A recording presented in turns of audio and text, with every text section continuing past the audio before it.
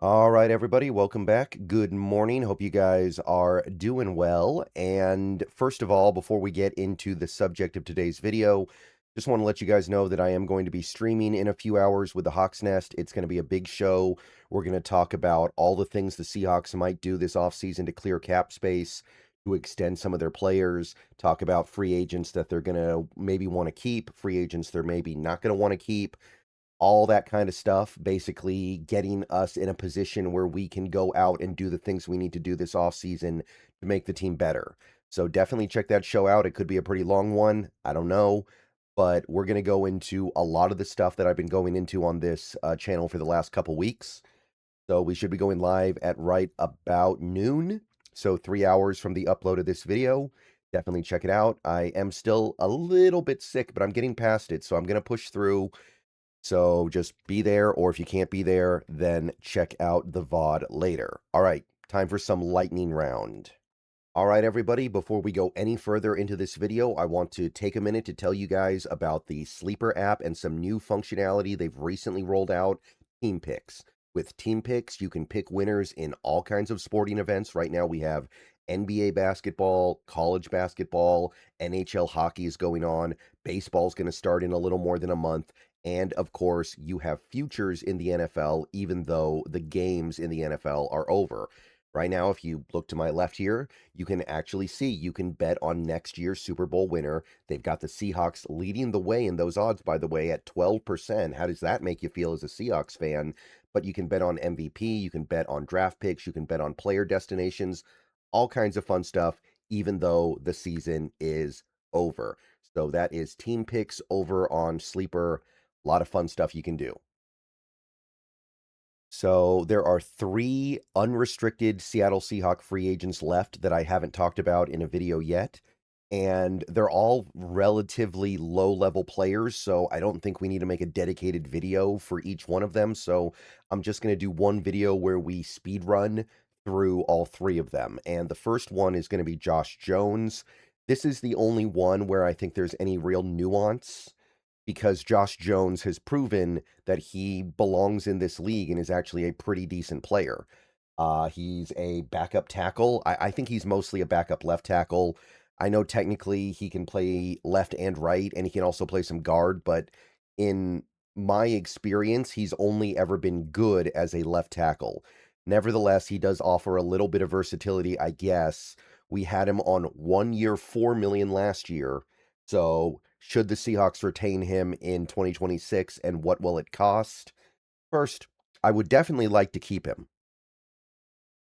You need good backup tackles, especially when your tackles are Charles Cross, who has not been injury prone in his career, but he has missed games in his career for sure. And you've got Abe Lucas, who had a very healthy year last year, but was very injury prone before last year. So when you're dealing with those 2 factors, it's important you take care of that backup tackle spot. And even if you only view Josh Jones as a backup left tackle, he proved his value with his play at the end of the season last year when Charles Cross did miss a few games and Jones played well. He's not as good as Cross, but he was graded well by PFF. I and many other Seahawks fans think that he played well for those couple of games that he was in there. He gave you over 250 snaps. He did allow a couple sacks. There were problems. I'm not saying he was perfect, but there was a sense that he could get the job done. And I think Spotrac is way off here. They think he's going to get 1 year, 3.5 million, which is less than he got last year. That doesn't really make any sense to me. He actually played a little bit, played pretty well, and was on the team that won the Super Bowl. How is he going to get less than he got last year when he's only going to be 29? He's not old. And I know he didn't start that much, but he did start a significant portion of the season at the end of the year when the Seahawks really needed to get work done. He started in the second Rams game. He started in the, I believe he started the Week 18 49ers game. So I don't think he's going to get less. I think he's going to get more. Now, how much more? You go to the tackle list and you got to scroll way, way down. Obviously, he's not going to get paid like any of these guys. You got to keep going past the mid-level guys as well. He's not on that level unless somebody signs him to start, which I guess is always possible.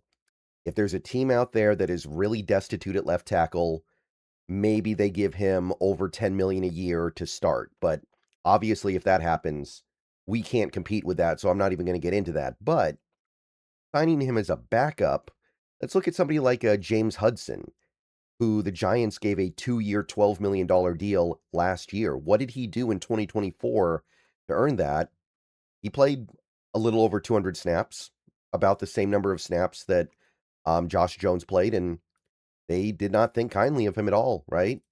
Go back to 2023, still really bad. Like I know it's just Pro Football Focus and they get things wrong sometimes, but based on the data we have, and I'm going to just go ahead and admit that I didn't trawl through a bunch of James Hudson game tape to come to this conclusion, but there's no reason to believe this guy's anything other than a barely capable backup, and yet he still got 2 years, 12 million. So how am I not giving Josh Jones more than I gave James Hudson, right?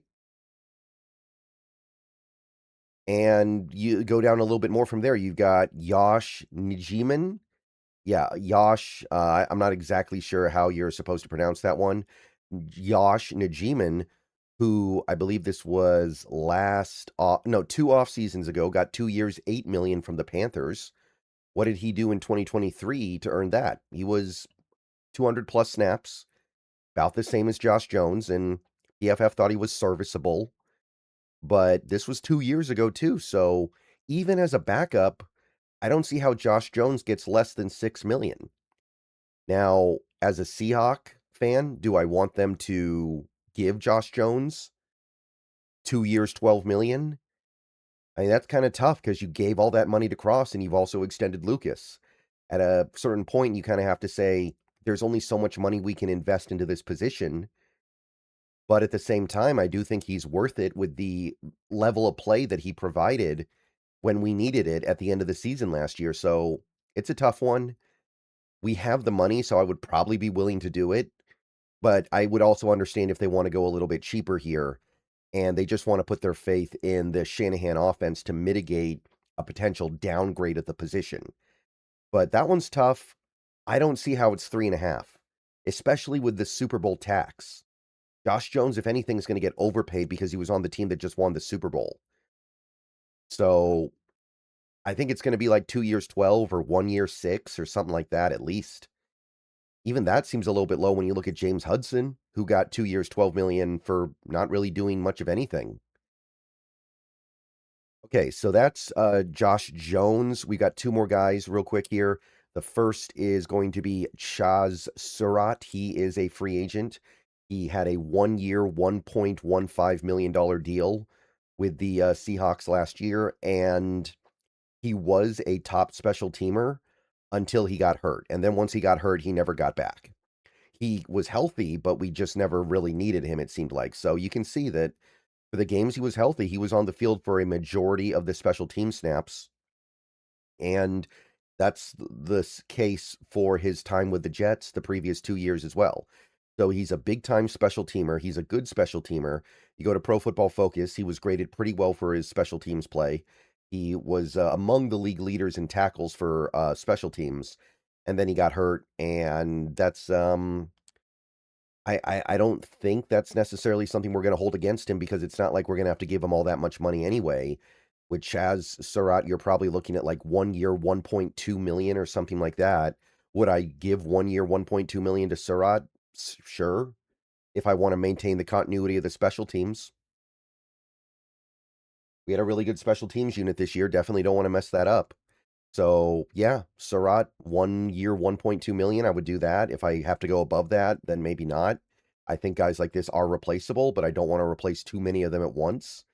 And Chazz Surratt is a former top 100 pick. There is some talent in there somewhere to be more than just a special teamer. We just haven't really seen it yet. And in fairness, we're not going to see it here because there are too many guys in front of him, but he is a talented guy. And the final guy, the final unrestricted free agent for the Seahawks this offseason is Dareke Young.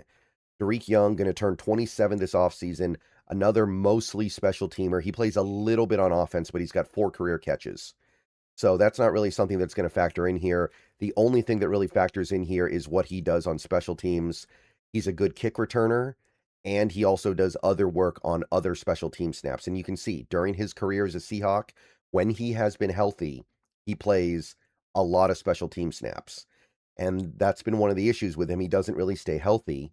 So I don't think you can go above and beyond here.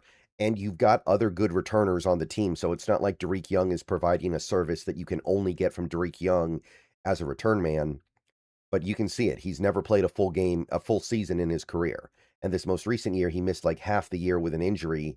And at a certain point, I think you just have to say it's he's not doing enough to justify keeping around when he cannot stay on the field.